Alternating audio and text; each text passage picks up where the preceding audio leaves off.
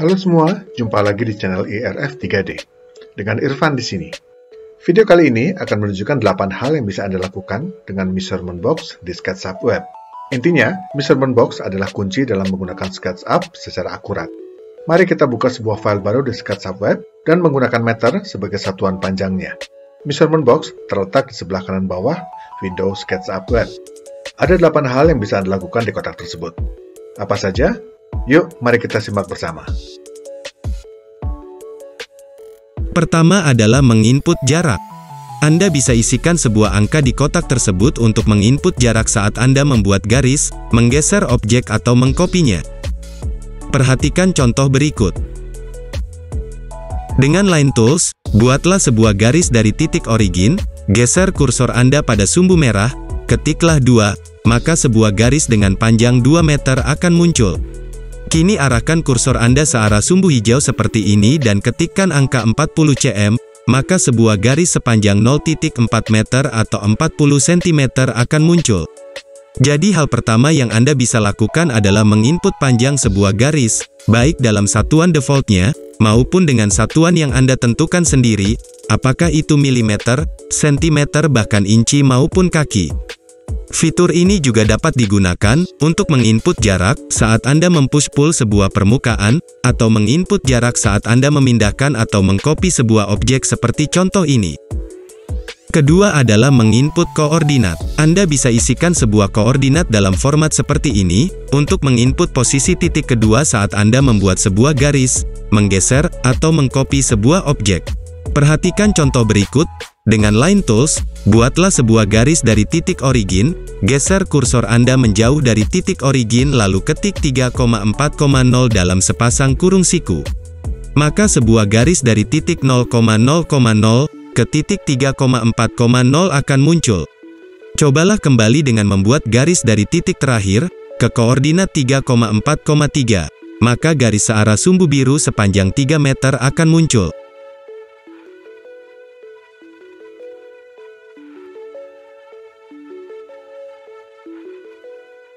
Fitur ini juga dapat digunakan untuk menginput koordinat titik saat Anda akan meletakkan objek hasil move atau copy seperti contoh ini.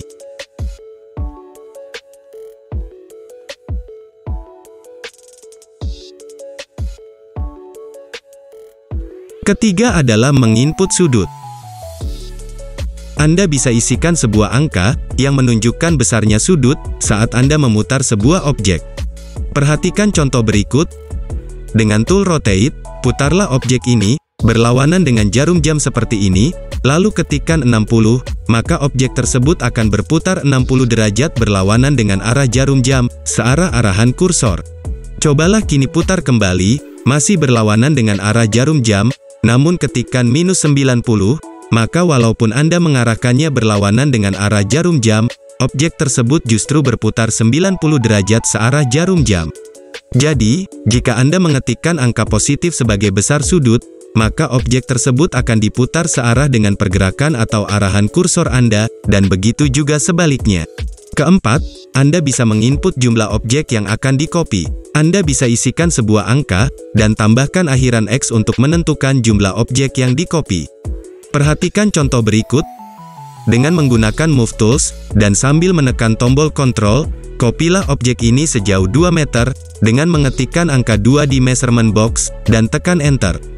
Lalu ketikkan angka 5x, maka objek tersebut akan di-copy sebanyak 5 kali, yang masing-masingnya berjarak 2 meter. Fitur ini juga dapat digunakan untuk menginput jumlah objek dalam operasi Rotate and Copy seperti contoh ini. Kelima, Anda juga bisa menginput jumlah objek yang akan disisipkan secara merata di dalam jarak tertentu. Anda bisa isikan sebuah angka, dan tambahkan awalan forward slash, untuk menginput jumlah objek yang akan disisipkan secara merata dalam jarak tertentu. Perhatikan contoh berikut, kopilah objek ini ke arah kanan searah sumbu merah sejauh 11, lalu ketikkan forward slash 6, maka akan muncul 5 buah objek yang disisipkan di antara objek asal dan hasil kopinya. Anda juga bisa gunakan teknik ini untuk membagi sebuah bidang menjadi beberapa bidang dengan luas yang sama. Untuk bidang ini misalnya, kopilah sisi ini ke sini dan ketiklah angka-angka pembaginya.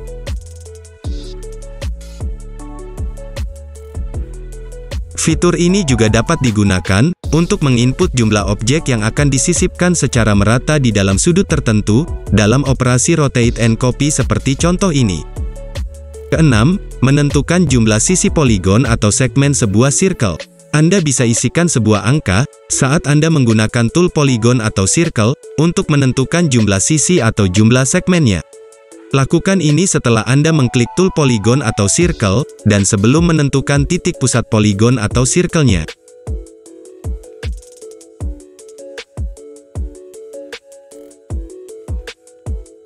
Ketujuh, menginput ukuran rectangle. Anda bisa isikan sebuah koordinat dalam format seperti ini, untuk menginput panjang dan lebar sebuah rectangle.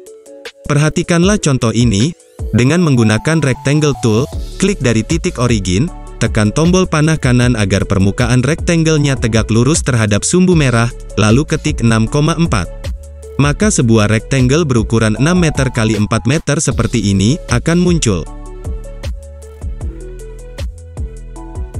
Anda bisa gunakan format ini untuk membuat rektangle dengan berbagai orientasi. Gunakan tombol panah kiri, kanan dan atas, untuk menemukan orientasi yang sesuai.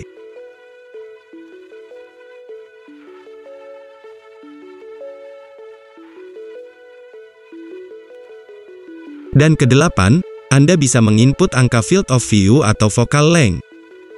Anda bisa isikan sebuah angka dengan satuan DEG, untuk mengatur besar field of view, dan dengan satuan mm untuk mengatur focal length. Nilai ini berhubungan dengan seberapa luas bidang atau sudut pandang viewport Anda. Semakin besar nilai field of view, semakin luas pandangan Anda dan semakin banyak objek yang bisa Anda lihat, dan begitu juga sebaliknya. Untuk focal length berlaku kebalikannya, semakin besar focal length, semakin sempit bidang pandang Anda, dan semakin sedikit objek yang terlihat.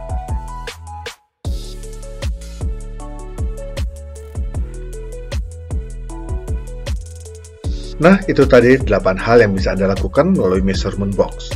Terima kasih sudah menonton. Jika video ini bermanfaat, mohon share pada teman-teman Anda dan subscribe-lah channel ini. Sampai jumpa di video-video selanjutnya. Irfan di sini dan salam.